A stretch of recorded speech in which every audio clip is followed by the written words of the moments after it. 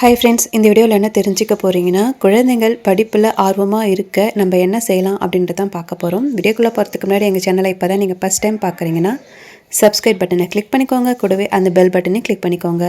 அப்போ தான் நான் போகிற ஃபியூச்சர் வீடியோஸ் உங்களுக்கு எப்போயுமே நோட்டிஃபிகேஷனாக வரும்.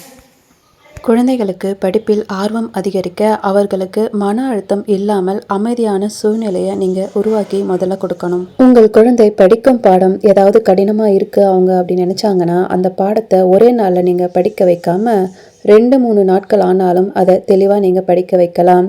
இப்படி படிக்கும் போது குழந்தைகள் பாரமாக அதை உணர மாட்டாங்க, படிப்பதை எளிதாக உணர்வாங்க.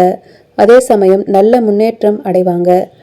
ஒரே நேரத்தில் அதிக மதிப்பெண் எடுக்க வேண்டும் என்று நீங்கள் கட்டாயப்படுத்தக்கூடாது. சீரிய இலக்கை அடைந்தால் கூட அவங்களுக்கு நீங்கள் பாராட்ட தெரிவிக்க வேண்டும்.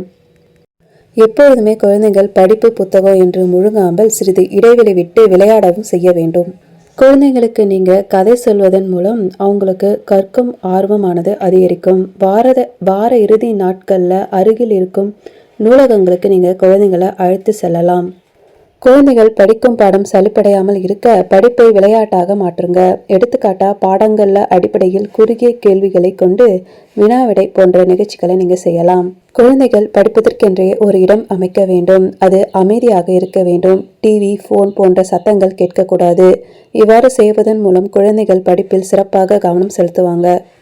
உலக சுகாதார மையத்தில் அறிவிப்பின்படி யோகாசனம் செய்வது பிள்ளைகளின் படிப்பில் நேர்மறை விளைவுகளை உருவாக்கும் என சொல்லப்படுது. அது மட்டும் இல்லாமல் அவர்களின் வாழ்க்கை முறை மற்றும் உணவு பழக்கங்களில் கவனம் செலுத்த வேண்டும்.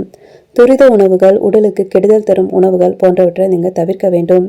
சீரான உடற்பயிற்சி செய்வதன் மூலம் மனம் அமைதியாக வைத்துக் கொள்வதுடன் படிப்பில் நேர்மறை எண்ணங்களை அதிகரிக்கும். இது போன்ற தகவலை பெற எங்கள் சேனலுக்கு லைக் பண்ணுங்கள், ஷேர் பண்ணுங்கள், கமெண்ட் பண்ணுங்கள், மறக்காமல் சப்ஸ்கிரைப் பண்ணுங்கள். Thank you for watching.